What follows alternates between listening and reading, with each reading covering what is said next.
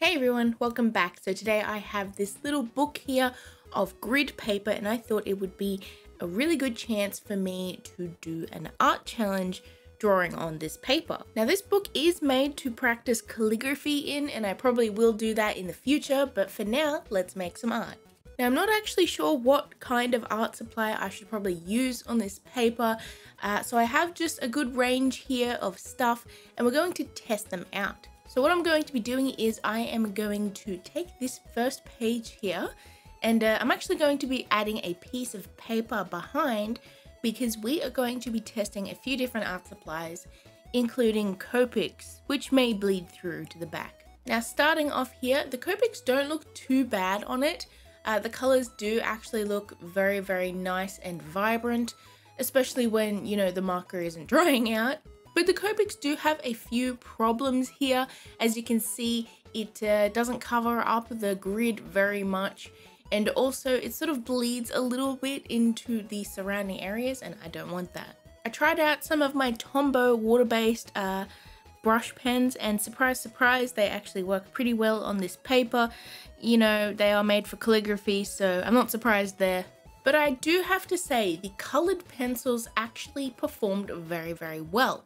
I think for this paper, my favorites would have to be the colored pencils and also my fine tip Artistro paint pens. They actually worked pretty good. The pencils gave me a good amount of precision and did cover up the lines mostly, and the fine tip paint pens didn't warp the paper like the thick ones.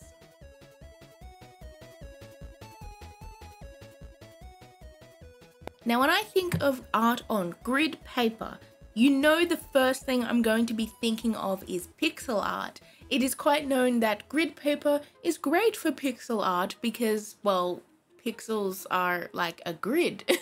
They're made up of lots of little squares and they make a really cool sort of retro vibe, drawing. I just had to do a bit of pixel art just because, well, I just had to get it out of my head. I just couldn't stop thinking pixel art on grid paper. So of course I just went in and I did a few little pieces of pixel art. As you can see, my first choice here was a lovely little Charmander. These are the tiny little sprites that you will see on some of the Pokemon games, and these are sort of like the menu icons for these Pokemon. And overall I have to say these pencils did work very, very well for that purpose. Now you can still see the grid a tiny bit underneath, but it's not as noticeable as, say, using, the Copics, which were like completely transparent. And I really like the vibrant look of the colored pencils as well. I just think it looks so good for this style and so cute too. Look at this little Charmander. Now I was very worried about smudging the black colored pencil into the colors, and I actually put a piece of paper over the top to rest my palm on, and in other areas I also used a little bit of workable fixative just to sort of fix that colored pencil in place so that I wouldn't smudge it everywhere, because I probably would, to be honest. I only needed a few different colors here, mostly orange as you can see, but also black, brown, red and yellow. But yeah, he's a little baby Charmander and I think he is so cute.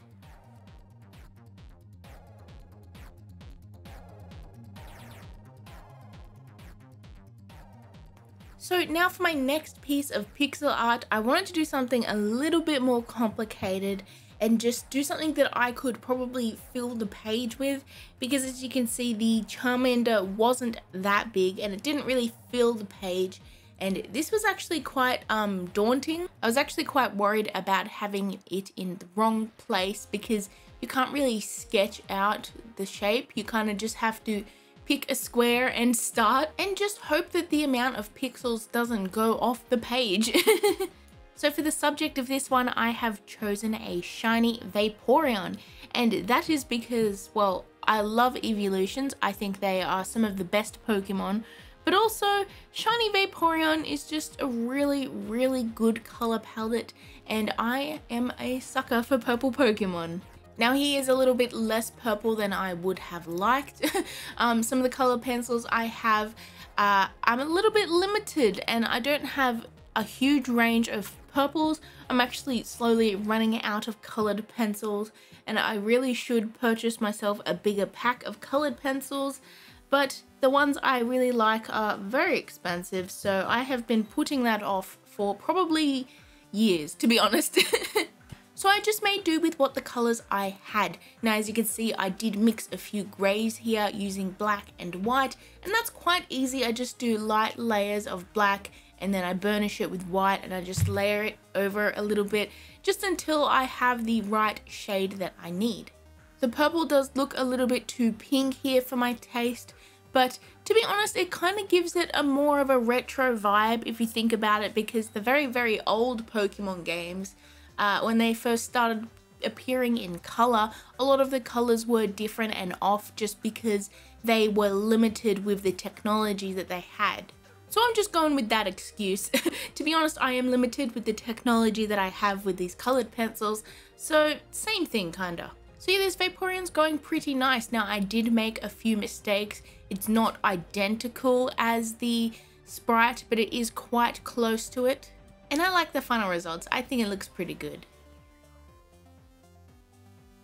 So for my next piece, I got all of that pixel art out, and I was finally able to think about other things that I could do with this paper, and I had the idea to try and like mix pixel art with, you know, regular art style. This one actually turned out pretty cool, so stay tuned for the end result. But I'm just going to go through the drawing process here. As you can see, I have sketched it out a little bit. Now I am adding in some line art with a brush pen, and this worked pretty well. This brush pen is also made for calligraphy, so it also works very well on this paper. For the subject matter, I decided to not do fan art because we had done a lot of fan art, and I wanted to do a little bit of an original piece, as you can see, and I wanted something simple but elegant. So I decided on this curvy little cat here with a moon in the background, and I actually really like the shapes that I chose for this cat. As you can see, there are a lot of smooth and like swirly lines, not a lot of straight lines in it. I tried to give it like a flowing feeling. And I think she looks pretty elegant there, sitting in front of the moon. It's not a hugely original concept or anything. It's pretty common to have, you know, cats sitting in front of the moon, but I like it. So as you can see, I am coloring in some squares in the background, and I am using my Artistro fine tip paint pens for this. To be honest, I just picked a few random squares in the background to color in dark blue, and I tried to make sure there was no dark blue squares directly next to any other ones. And after this, I did basically the same exact thing with a slightly lighter blue.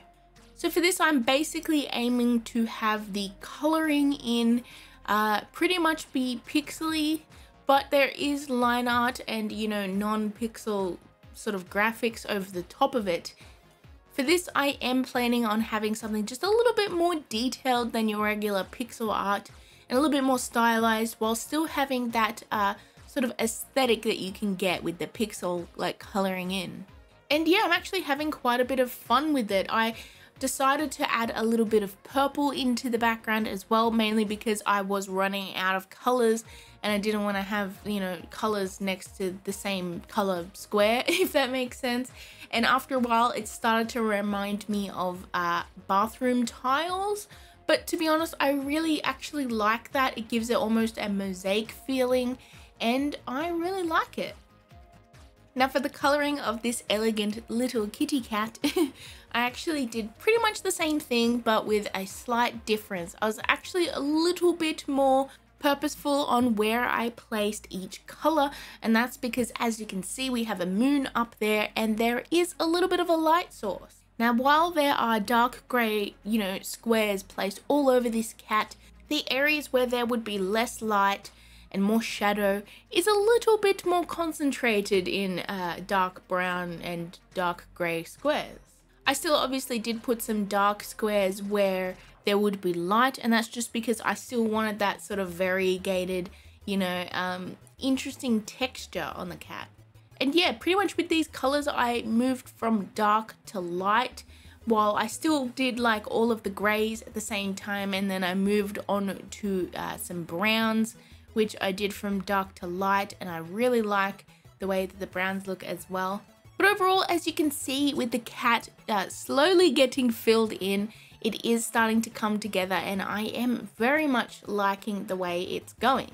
I tried my best not to cover up any of that line art, but it is quite hard to get really close to the edge without messing it up a little bit, but that is okay because we can fix it up at the end. But yeah, I chose a mixture of greys and browns for this cat because I felt like that would be really nice for the piece. It would have a little bit of warmth in there while still tying in nicely with the background and still like letting the cat stand out from the different colors.